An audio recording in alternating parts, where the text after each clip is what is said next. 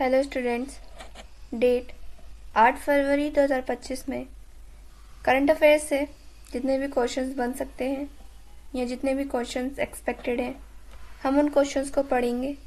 चलिए शुरू करते हैं। हमारा फर्स्ट क्वेश्चन है, हाल ही में लेज़र हथियार हेलियोस का परीक्षण किसने किया? हमारे ऑप्शंस हैं A Israel, B Britain, C USA या डी रूस। इसका हमारा ऑप्शन नंबर सी सही है, यूएसए। हाल ही में यूएसए ने एक लेज़र हथियार है जिसका नाम हेलियोस है, इसका परीक्षण किया है।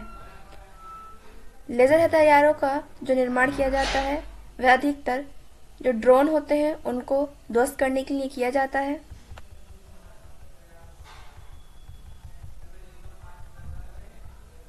हेलियोस जो कि एक लेज़र हथियार है, इसका परीक्षण यूएसए ने किया।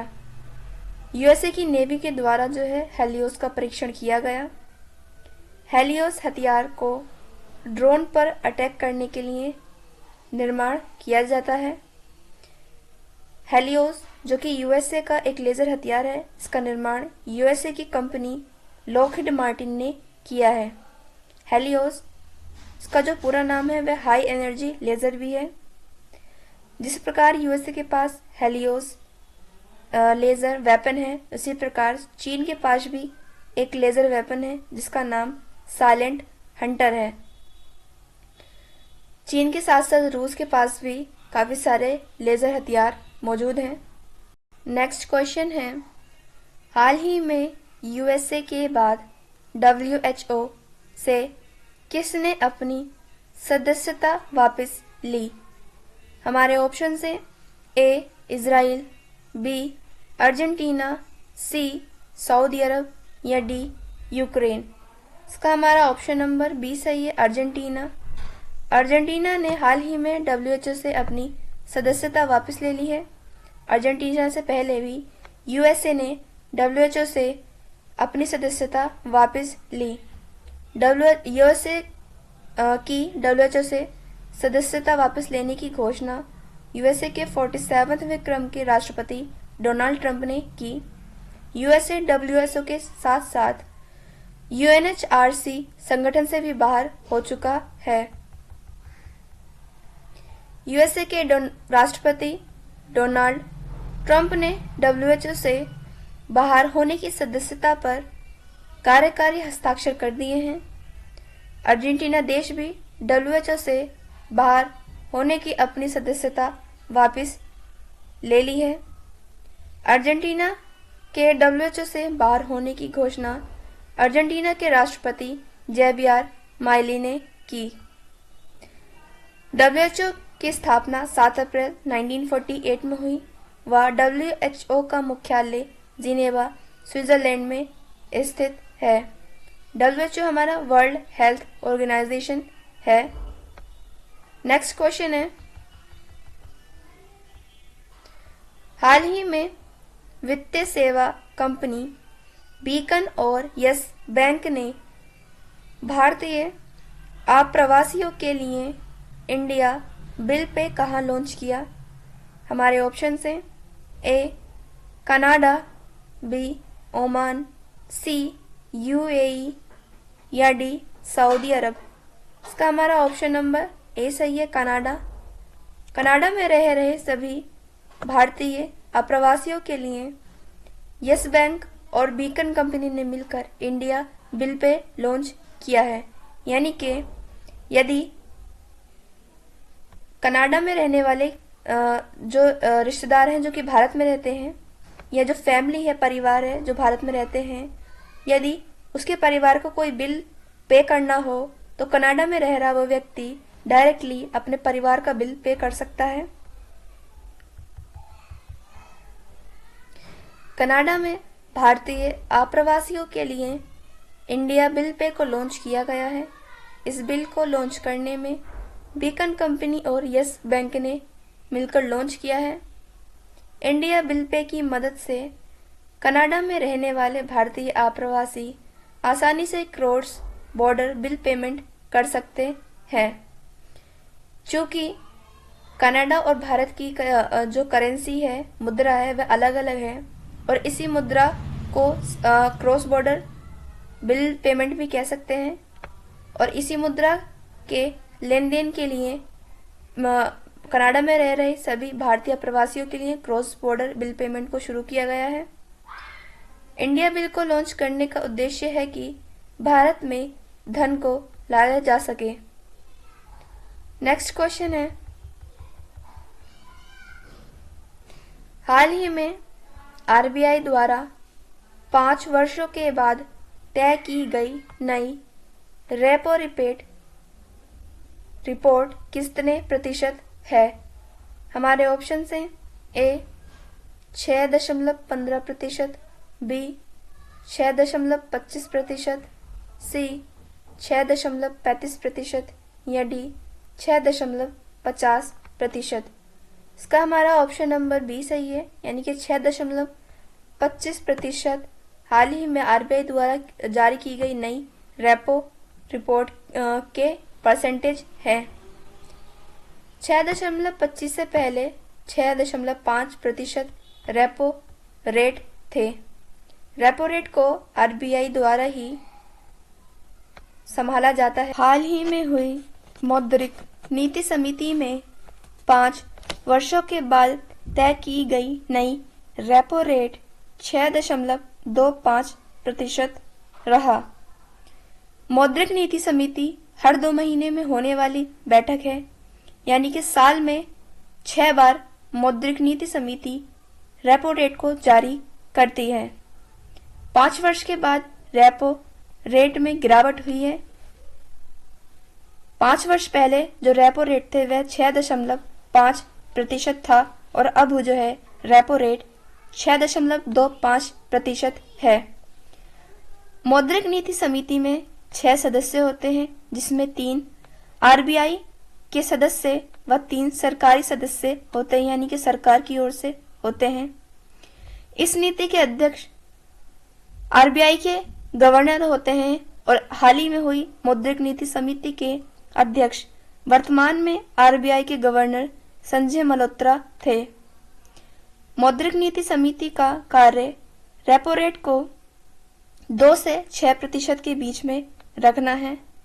रेपो रेट एक प्रकार से महंगाई को नियंत्रित करने वाला रेट होता है और इसका कार्य होता है कि ना तो रेपो रेट 2 से कम हो और ना ही 6% से ज्यादा हो।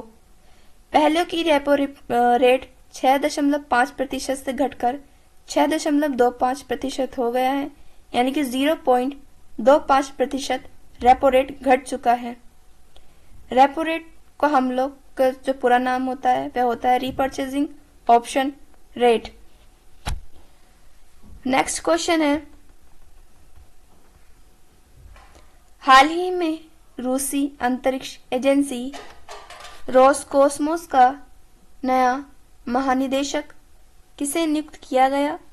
हमारे ऑप्शन हैं A Janet Petro, B V Narayan, C Dmitry Bakanov या डी जोसेफ एश बेकर। इसका हमारा ऑप्शन नंबर सी सही है, यानी कि दिमित्री बाकानोव हाल ही में रूसी स्पेस एजेंसी, इसका नाम रोसकोसमोस है, इसके नए महानिदेशक नियुक्त किए गए हैं। व वी नारायण हमारे भारत की स्पेस एजेंसी इसरो के वर्तमान में महानिदेशक हैं। रूसी अंतरिक्ष एजेंसी, जिसका नाम रोसकोसमोस है, हाल ही में रोसकोसमोस का नया महानिदेशक दिमित्री बाकानोव को नियुक्त किया गया। रूस को पहले सोवियत संघ के नाम से भी जाना जाता था। सोवियत संघ ही ने ही पहली बार यानी कि विश्व का पहला उपग्रह लॉन्च किया। विश्व के पहले व्यक्ति यूरी गागारिन को 12 अप्रैल 1961 को स्पेस यानी कि अंतरिक्ष में भेजा था और पहली महिला जिनका नाम वैलेंटीना था, वैलेंटीना पहली महिला थी जो कि अंतरिक्ष में गई। इन्हें भी यूएसएसआर या सोवियत संघ ने ही भेजा था। जिस प्रकार रूस के पास रोसकोसमोस है, हमारे भारत के पास स्पेस एजेंसी इसरो है। जापान की स्पेस एजेंसी जाक्सा है। साउथ कोरिया की हाल ही में स्पेस एजेंसी स्थापित हुई है जिसका नाम कासा है। और यूएसए की स्पेस एजेंसी का नाम नासा है। नेक्स्ट क्वेश्चन है,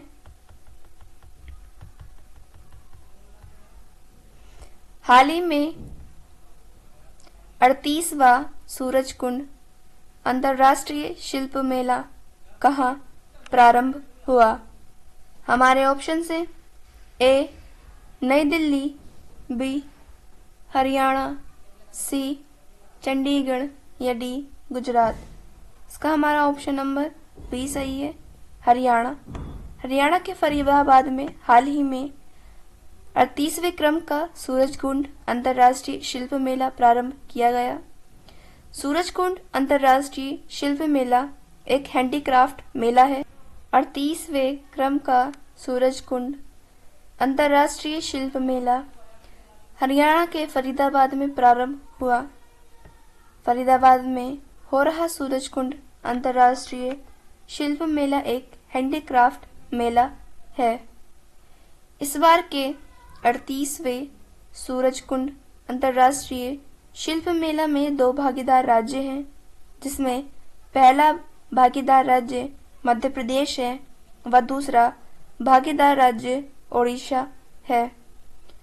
सूरजकुंड अंतर्राष्ट्रीय शिल्प मेला की शुरुआत 1987 में हुई थी और 2025 में हो रहे अंतर्राष्ट्रीय शिल्प मेला का क्रम 38वां क्रम है। नेक्स्ट क्वेश्चन है, हाल ही में केंद्रीय नवीन एवं नवीकरणीय ऊर्जा मंत्री श्री प्रहलाद जोशी के अनुसार देश में स्थापित सौर ऊर्जा क्षमता कितनी है? हमारे ऑप्शन से ए 90 गीगावाट, बी 95 गीगावाट, सी 100 गीगावाट या डी 105 गीगावाट। इसका हमारा ऑप्शन नंबर सी सही है, 100 गीगावाट।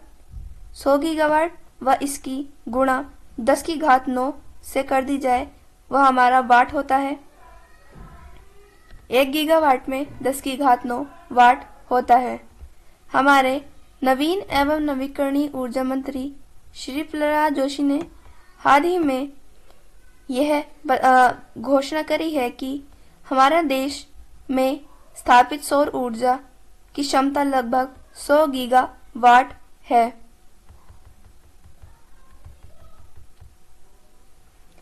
केंद्रीय नवीन एवं नवीकरणीय ऊर्जा मंत्री श्री प्रहलाद जोशी के अनुसार देश में स्थापित सौर ऊर्जा क्षमता लगभग 100 गीगावाट हो चुकी है। वर्तमान में नवीन एवं नवीकरणीय ऊर्जा मंत्रालय द्वारा स्थापित 100 गीगावाट का टारगेट पूरा हो चुका है और हमारे नवीकरणीय ऊर्जा मंत्रालय द्वारा आने वाले सन 2030 तक 500 गीगावाट का टारगेट भी पूरा करना है। यानी कि हमारे देश की सौर ऊर्जा की क्षमता को सन 2030 तक 500 गीगावाट की क्षमता तक स्थापित करना है। 500 गीगावाट और सौर ऊर्जा जो स्थापित की जाएगी सन 2030 तक, यह गैर जीवाश्म ऊर्जा होगी। यानी कि 500 गीगावाट ऊर्जा का जो उत्सर्जन किया जाएगा वह नवीकरणीय ऊर्जाओं द्वारा किया जाएगा जो कि प्रदूषण रहित होंगी। हाल ही में निर्भया कड़ी, मो गहला जिया, कल्पना अविजन, स्वर्ण कलिका और वीरांगना योजना किसने प्रारंभ की? हमारे ऑप्शन से ए असम, बी पश्चिम बंगाल, सी मणिपुर या डी ओडिशा। इसका हमारा ऑप्शन नंबर डी सही है, ओडिशा। ओडिशा के मुख्यमंत्री मोहन चरण मांझी ने हाल ही में ओडिशा के अलग अलग जिलों में 5 नई योजनाएं प्रारंभ की हैं, जिसमें पहली योजना निर्भया कड़ी, दूसरी योजना मो गहला जिया, तीसरी योजना कल्पना अभिजन, चौथी योजना स्वर्ण कलिका व 5वीं योजना वीरांगना योजनाएं हैं। निर्भया कली, इसका मतलब होता है निडर कली, और मोगेला जिया का अर्थ होता है मेरी प्यारी बेटी। योजना की शुरुआत ओडिशा के गंजाम जिले में की गई है, यानी कि इन दो योजनाओं की जो शुरुआत है वह ओडिशा के गंजाम जिले में हुई। कल्पना अभियान, कल्पना चावला के नाम पर आधारित इस योजना का नाम है। इसमें सभी लड़कियों को कल्पना चावला जितना कामयाब होने के लिए प्रेरित किया जाएगा। इस कल्पना अभियान की शुरुआत ढेंकनाल से हुई। स्वर्णकलिका की शुरुआत क्योंझर वही सीट है जहां से वर्तमान में ओडिशा के मुख्यमंत्री मोहन चरण मांझी की सीट है, और यहां से ही मोहन चरण मांझी ने स्वर्णकलिका योजना की शुरुआत की। वीरांगना योजना देवगढ़ से शुरू की गई। ओडिशा के मुख्यमंत्री सीएम मोहन चरण मांझी द्वारा शुरू की गई इन योजनाओं का उद्देश्य है कि ओडिशा में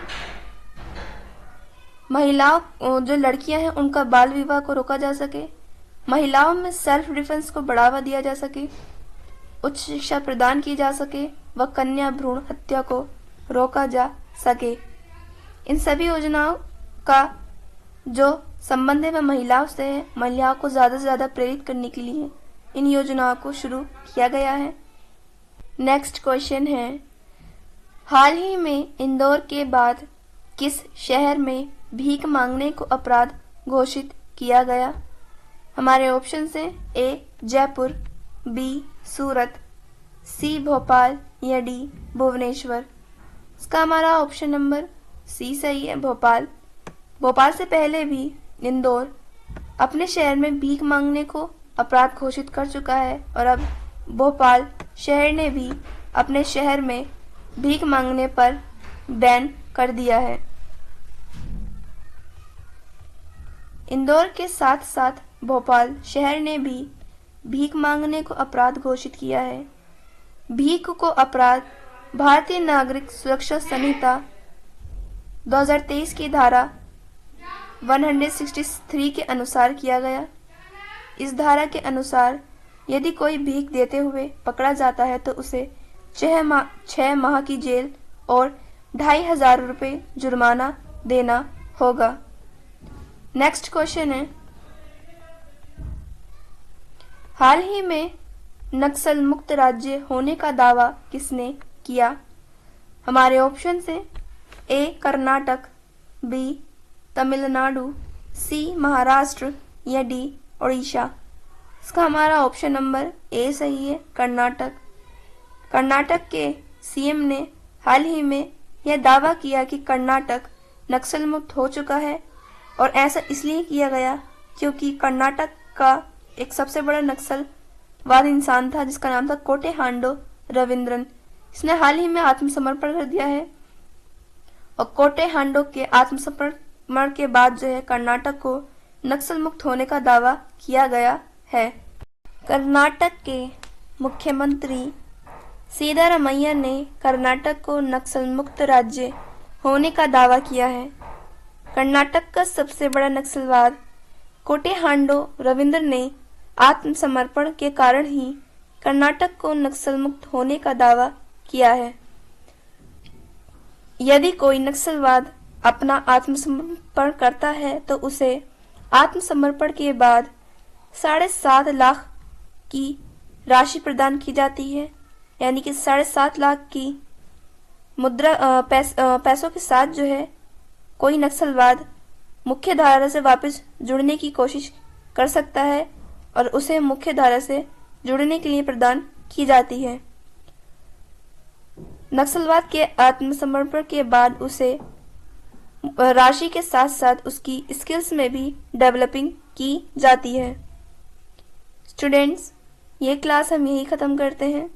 नेक्स्ट क्लास में हम करंट अफेयर्स से बनने वाले और भी क्वेश्चंस को पढ़ेंगे। Thank you and thanks for watching.